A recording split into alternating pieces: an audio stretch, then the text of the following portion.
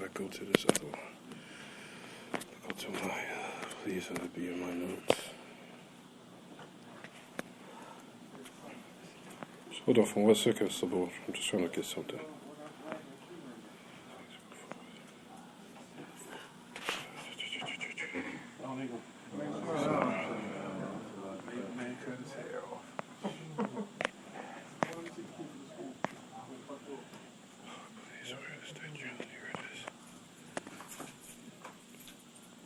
Here it is, bang. Ready, Sabor. Bismillah. Inna alhamdulillahi nahmaduhu wa nasta'inuhu wa nastaghfiruh. Wa na'udhu billahi min shururi anfusina wa sayyiati a'malina man yahdihillah fala mudilla lahu wa man yudlil fala hadiya lahu. Wa ashhadu an la ilaha illallah wahdahu la sharika lahu. Wa ashhadu anna Muhammadan abduhu wa rasuluh. Salawatullahi wa salamuhu wa barakatuh alayhi. Ya ayyuhalladhina amanu taqullaha haqqa tuqatih. ولا تموتن إلا وأنتم مسلمون يا أيها الناس اتقوا ربكم الذي خلقكم من نفس واحدة وخلق منها زوجها وبث منهما رجالا كثيرا ونساء واتقوا الله الذي تساءلون به والأرحام إن الله كان عليكم رقيبا يا أيها الذين آمنوا اتقوا الله وقولوا قولا سديدا يصلح لكم أعمالكم ويغفر لكم ذنوبكم ومن يطع الله ورسوله فقد فاز فوزا عظيما أما بعد فإن خير الكلام كلام الله تبارك وتعالى وأحسن الهدي هدي محمد صلى الله عليه وسلم وشر الأمور محدثاتها وكل محدثة بدعة وكل بدعة ضلالة وكل ضلالة في النار. As that which is of pertaining to lectures, as lectures is nearly not my thing, but do from time to time is no problem. That which is something that's straight and short to the point, something that's concise, which everyone can benefit from. And inshallah, in these brief minutes, we'll try to take time out in order to elaborate on an affair which some of the Muslims are ignorant of in regards to if this issue is to come up.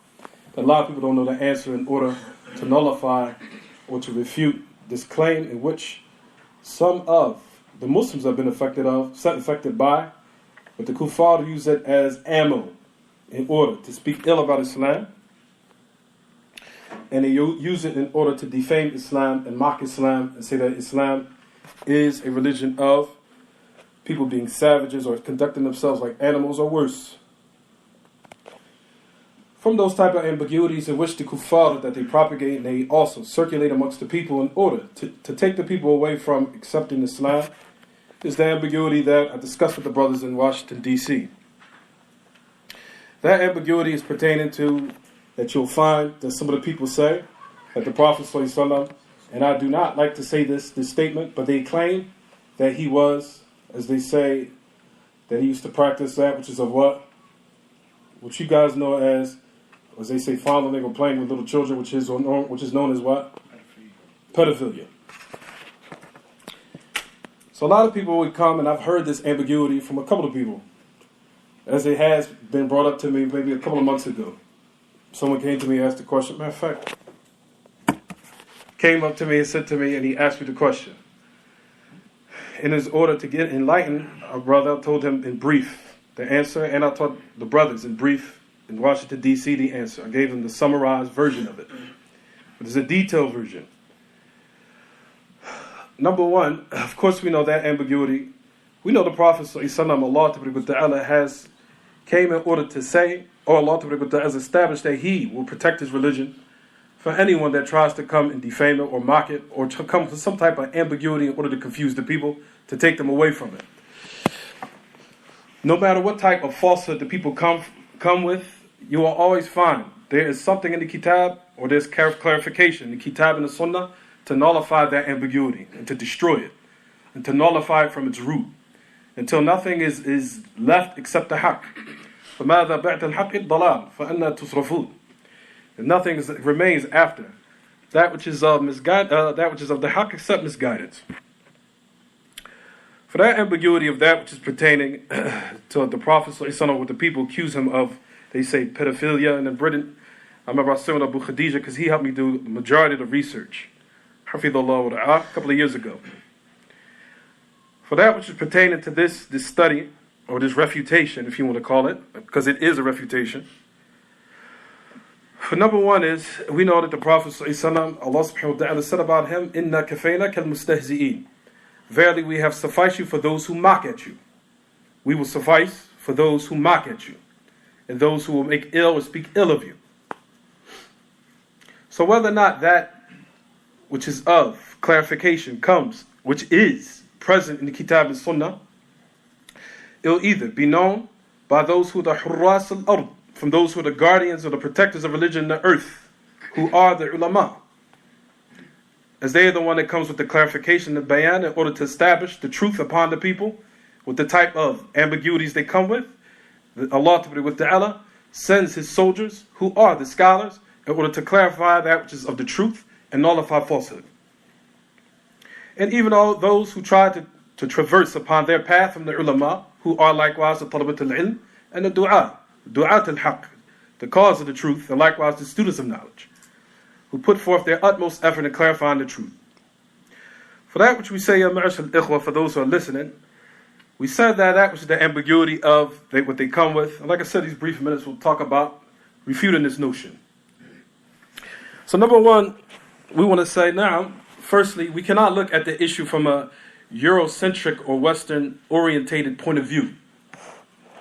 Because after I'm finished, inshallah, you're going to say, subhanAllah, wow, look how the haqq is just, it devastates batil. Watch. As soon as we finish after that, you're going to be like, whoa. So you cannot look at it for a Western-orientated point of view. Modern Western liberalism is no more than 100 years old. Right, everyone? To do so would be to say most civilizations are inferior, which is the peak and decadence of arrogance. You mean it reached its peak? To say everybody's civilized in America, but everybody else is all inferior, pathetic, and disgusting, and the people that lived before us in the past also likewise are all people who are disgusting and living in inferiority, and people who were not sophisticated and up to date. Rather, the people of the past lived longer and were more healthier than people these days. So if you want to really get into the details of it. But anyway, to say that the civilizations are inferior, which is the peak of arrogance. European history itself shows that there have been wide variations in the age of consent. Everybody listen with me. You got to write this down. It's just a refutation, but if you want to, you can. Traditionally, across the globe, the age of consent for sexual union was a matter for the family to decide, or a tribal custom. In most cases, this coincided with signs of puberty. Everybody with me? Menstruation for a woman, or pubic hair for a man. So for a woman, that could have been as young as 9 or 10. You understand, everyone? Just so far. Before we get into the details, we're not telling anyone to go out and break the law of the land. Nobody's saying that. But we're trying to establish the haqq. That's all. But to go out there now and say, go get married to 8-year-old little girls, we're not saying that. But we're trying to say, as we know the ulama, such as Sheikh Ahmed Najmi and other than them, they said if that which is a practice is going to cause more fitna upon you, don't do it. If it's going to cause you to get in trouble with the law and it will allow you to be put in jail and fall into that which is of problems with the law of the land, don't do it. So we want to establish that point. If the FBI is listening, we're not calling the people to go out there and what? Do this. You understand? It's more than likely they are listening. But we're trying to establish the truth and the type of the actual ambiguity that they say and throw out Islam. We're going to destroy it. That's what we're coming in. That's the reason. That's the point we're trying to establish. Anyway, it says a clear physical sign in a woman that she's ready for sexual relations is that she's what? She starts menstruation, which proves that she can what now? Bear children. Now we're going to go back to the non-Muslims from the past. In the 12th century, Gratian, the influential founder of canon law in medieval Europe, accepted age of puberty for marriage to be between 12 and 14, but acknowledged consent to be meaningful if the children were older than 7. There were authorities that said that consent could take place earlier. Marriage would then be valid as long as neither of the two parties annulled the marital agreement before reaching puberty, or if they had already consummated the marriage. Oh, excuse me, I'm sorry, everyone. He said marriage would be valid as long as the two parties annulled the marital agreement before reaching puberty, or if they had already consummated the marriage. It should be noted that judges honor marriages based on mutual consent at ages younger than 7. I'll say it one more time because it looked like everybody got a little distracted. It's talking about the non-Muslims now.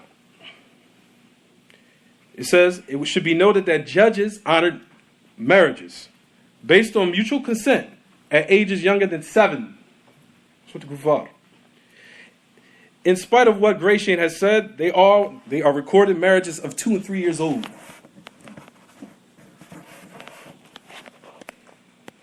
Look at that. 500 years after the Prophet ﷺ came, والسلام, which proves marriage was common throughout Europe to children younger than Aisha. You understand? Understand, everyone? That's what the kuffar. The American colonies followed the English tradition. And the law was more of a guide. For example, Mary Hathaway in Virginia, 1689, was only 9 years old when she was married to Sir Edward Coke. 9 years old. Sir Edward Coke in England in the 17th century made it clear that marriages of girls under 12 was normal. And the age at which a girl who was a wife was eligible for a dower from her husband's estate was 9, even though her husband be only 4 years old.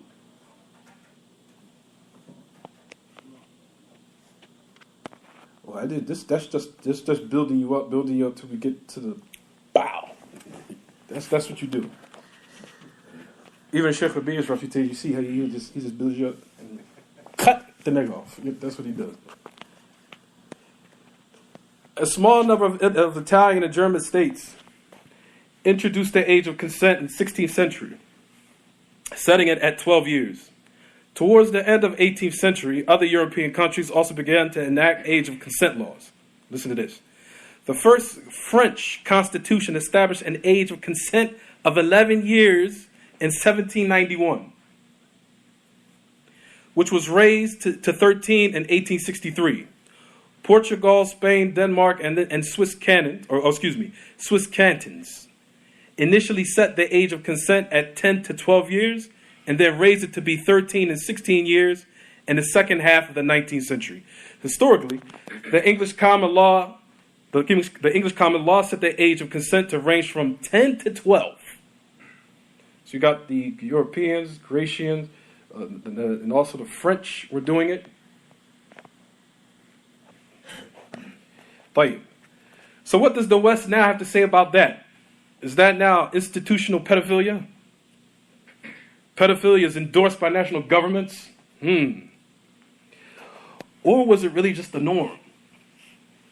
It was something that everybody was doing. It was something that was considered normal and accepted in the society. Or is it really just a norm that a woman who reached puberty and could bear children would marry? Of course, we're not saying to anyone go out and break the law, of course. No, never. But nevertheless, don't belittle our prophet for doing that which most societies held to be normal. Understand, everyone? In the United States, by the 1880s, most states set the age of consent. Now we're going to the United States. By the 1880s, most states set the age of consent at 10 to 12. So now we're talking about America. Only at age 10 to 12. And in one state, which is not too far from us, Delaware, the age of consent was only 7. A New York Times article states that it was still aged at 7 in Delaware in 1895. 7 years old. Where? USA. 1,200 years after the Prophet ﷺ married Aisha radiallahu anha at the age of 7. Today in Angola, age of consent is 12. Are they now a nation of pedophilias? There's no age of consent in Central African Republic. There isn't none. But the same sexual activity is illegal. The same sexual activity is illegal. The age of consent in the Comoros is 13. The age of consent in Democratic Republic of the Congo is 14 for females and 18 for males. So this shows there's no fixed rule. And all these attacks against Islam are intended to demonize our religion and to make the West look morally superior. But do they really want to go into that? The age of consent in France is 15. So we're arguing with facts. We're not just giving emotional, motivational speech. Let me show you.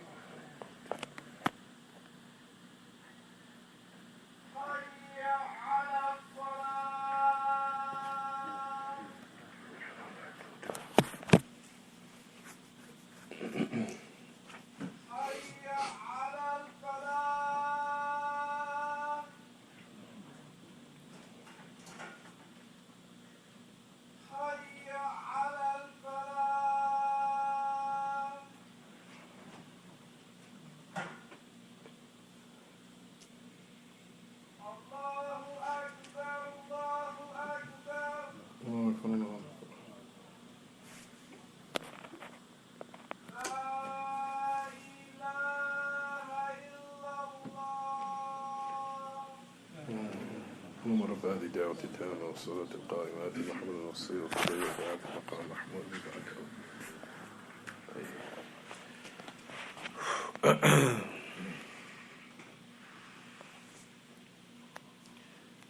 طيب. So the age of consent in France is 15.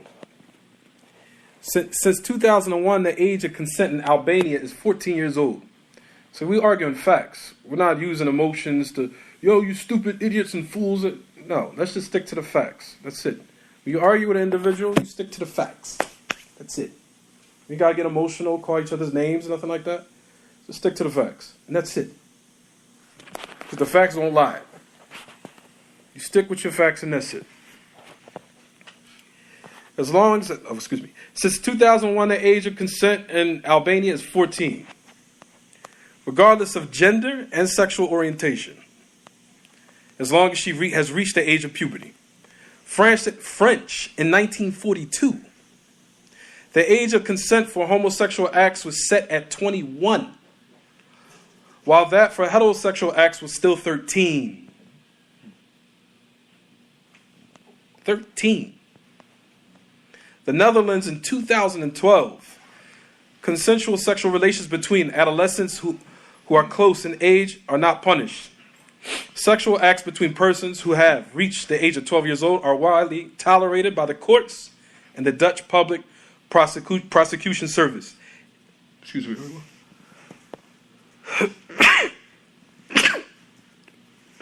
Alhamdulillah.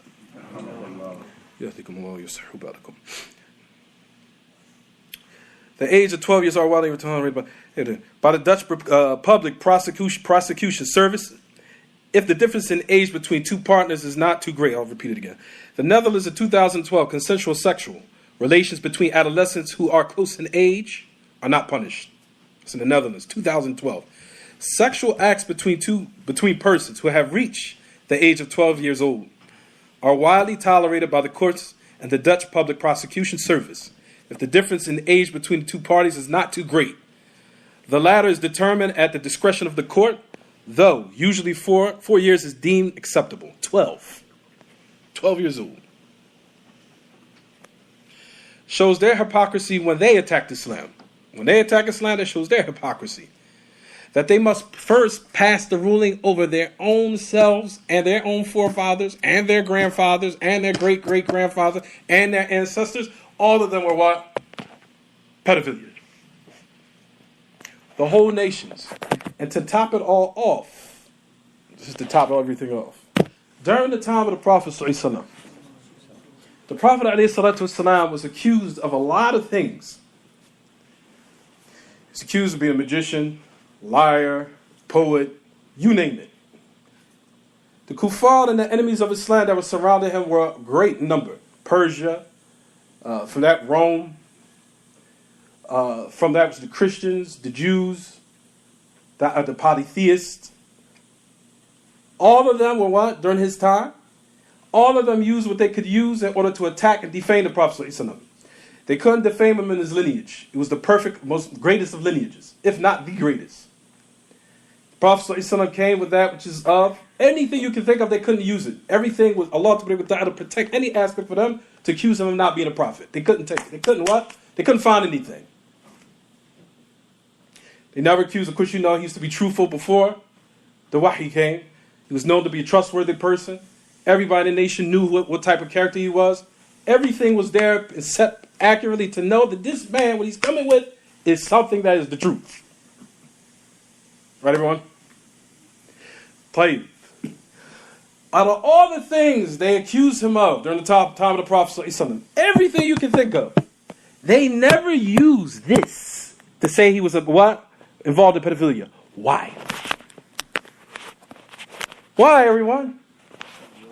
Because everyone was doing it. It was something acceptable in the society at the time. Everybody was doing it.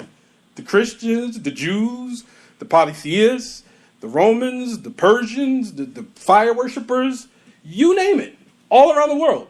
It was something that was, everybody knew the society was what? Yeah, that's something normal. Everybody was doing it. It was something that was acceptable at the society. That's why they never used it against them in the first place. You understand, everyone? It was something known, acceptable in society at the time. Everybody was known and they was doing it. That's the reason why they never used this against them. Because it wasn't an argument. You can't use it as an argument because everybody's doing it. And it was known that of a great man, of great status, of course, of that which is a pure man, of that which is a great man, great honor, it was something honorable to say, you take my daughter in marriage at this age and marry his daughter off to you, was something that was honorable, to show honor to that individual. And this was a man of great status and stature, and this was a great man of that which is a purity and uprightness. It was something honorable. It was to show honor, that I'm going to marry my daughter to this man. And he's going to be my virgin, my girl that's going to be a virgin that's never been touched, marry him off to this pure man. Now these days at times, you really want to go into that. You understand, everyone? Now, but that, like we said, so basically just to come up and sum up everything, when a person comes up to you and say this, they say to you, well, your Prophet ﷺ married 9 years old, it's pedophilia. You say back to them, okay, if that's pedophilia, why is it that none of the pagans use this as an argument? For almost 1,000 years up until modern day liberalism, they use that as an argument.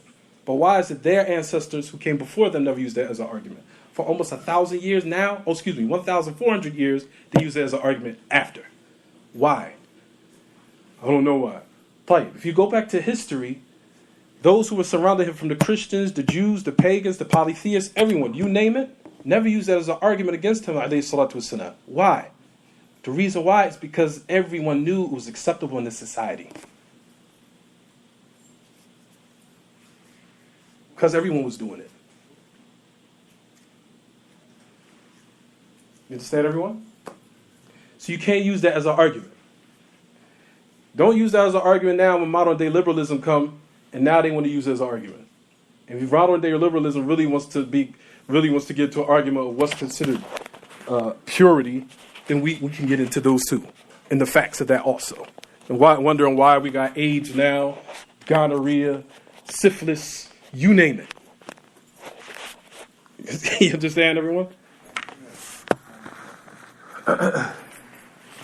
So for that reason, we say, just to sum up everything, That is the type of ambiguity they usually bring in order to confuse the Muslims, to think that our Prophet ﷺ had fell into this despicable act that the kuffar tried to accuse him of, and that he ﷺ was far away from that.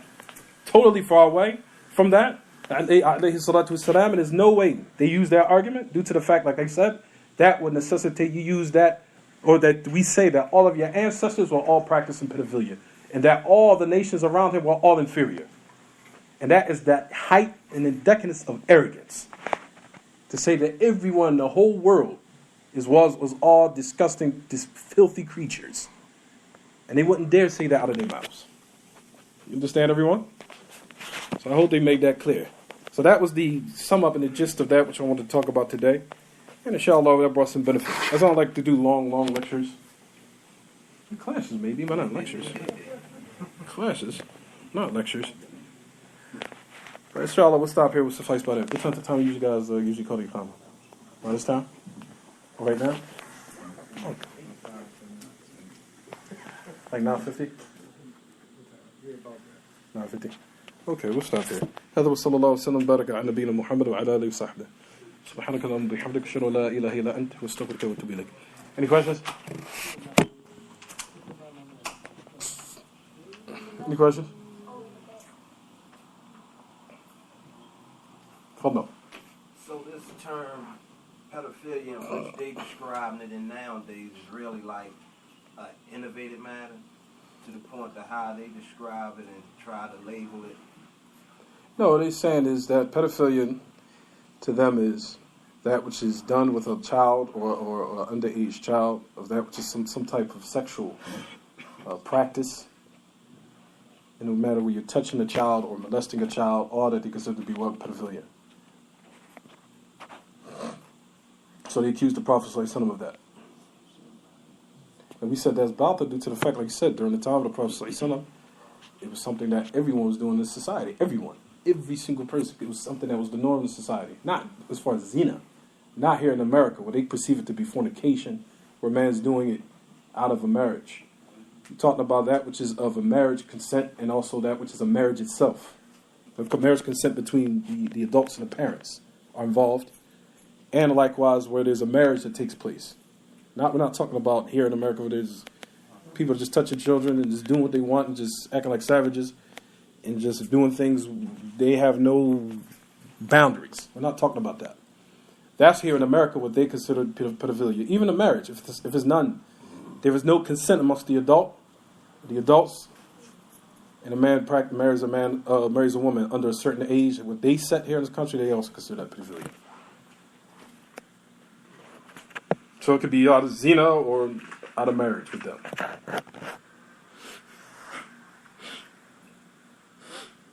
What's the legal age now here? Consent for marriage. I think it's different according to the laws of the states and stuff like that. Every state has different laws as far as the consent. Consent laws is different. Here in the 16. Here in Maryland, 16. Yeah, 16. 16. Okay, that's for consent amongst the parents and the adults. Mm-hmm. Anything else? So like we said, everyone, if someone comes with you with this ambiguity, because I've heard this even when I was in high school, when I first became Muslim, there was a shaitan that came to me from one of the students when I was going to Roman Catholic, and I just became Muslim. I was going to a Catholic high school. We're not going to be like, I can't even go say my journey to Islam. I'm not talking about that. I'm talking about that which is pertaining to, and when I was in high school, a shaitan came to me. He said, yeah, but your prophet, he used to touch little kids. This is when I first became Muslim. I didn't have the answer. So I'm like, what do I say? This was back in 1995, 1994. So I said, so I went to some people and talked to them. They said, no. What happened is, to summarize it up, is, like we said, during the society at the time, he said, we as Muslims have the belief that that's still correct. But now, because of modern day liberalism and the Western ideologies have twisted the ways of thinking of people, he said, but still, if you look at the civilizations at the time all around the world, everyone was doing it. The Christians, the Jews, the pagans, the fire worshippers, everyone. That's why the kuffar, or the enemies of Islam, never used that against the Prophet ﷺ, because they knew there was nothing wrong with it. It was something that was acceptable in the society. To marry a woman that was a virgin, to marry a man of tremendous status, is something, a man who was upright, was something that was honorable. Something that was deemed to be considered honorable. So that's what we say, that during that time, everyone was doing it. None of the kuffar used that as a refutation or any way to, to defame Islam or defame the Prophet ﷺ. It never came until 1,400 years later. That's when they started to use it against them. When modern day liberalism was put forth and it was practiced, then they tried to use that as something against them.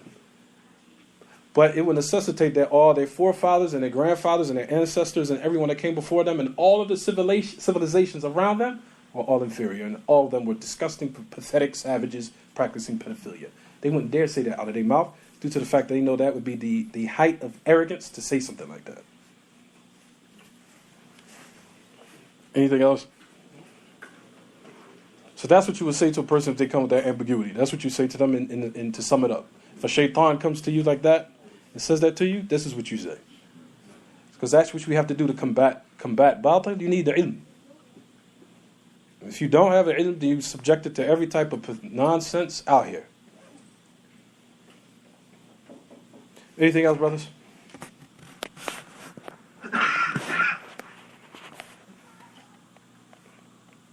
So you've got 2 more minutes out there, right? Anything else?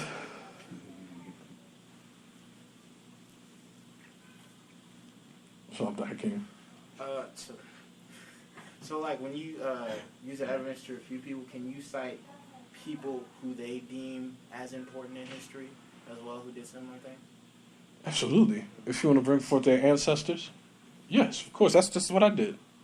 I brought every type of person, even from the latest. Well, excuse me, Abu Khadija, Hafidullah. He, like I said, he is the one that sent me a lot of the information, the majority of it. He used that in that refutation, the information. He gave it to me. He used that, which is of the late kuffar who were setting the laws of the lands. Coming at the leaders who were setting the laws. And saying that to use that against them to show that, claim, if this is what you're accusing of, then you're going to, bang, accuse your own grandfather, your grandmother, and your great-great-grandmother, this is it, in this civilization, and even still today, there's still not a set age for it. So now you want to say, oh, everybody in that country is inferior, everybody's disgusting, filthy creature. You understand? That's what you use against them. You argue with them with facts. You always come with a person, argue with them with facts. That's what you start off with. Don't ever start going for the you fool until you have demolished him with the ilm first. Then when you demolish with the ilm, then you say he's an idiot. You understand? Then you can say that. You know, he's ahmaq. Yeah. Stay away from he's ahmaq. Yeah. There's nothing wrong with that. But at first, you what? Demolish him with the knowledge. You set with the facts, the ilm. Demolish him with the ilm. And make your qasd, your intention is to defend the truth. And you want the people to be guided, not fooled by that nonsense. And that's how you tear a person down, or with that which is of a person that's trying to propagate batil. You tear him down with the ilm. Just leave off the confrontational emotions and all that. Listen, let's just stick to the facts. That's it. All the argument and scholar howling, screaming, leave that off. I'm not impressed by none of that. Just stick to the facts. And that's it. And if I'm wrong, that's it. If I'm wrong, I make tawbah, and that's it. But we know that the Kitab and the Sunnah, alhamdulillah, has been protected. So we don't have nothing to fear as far as that which is of with the enemies of Islam come forth with batil. We don't have nothing to fear because the religion is protected and it doesn't contradict itself at all in any aspect.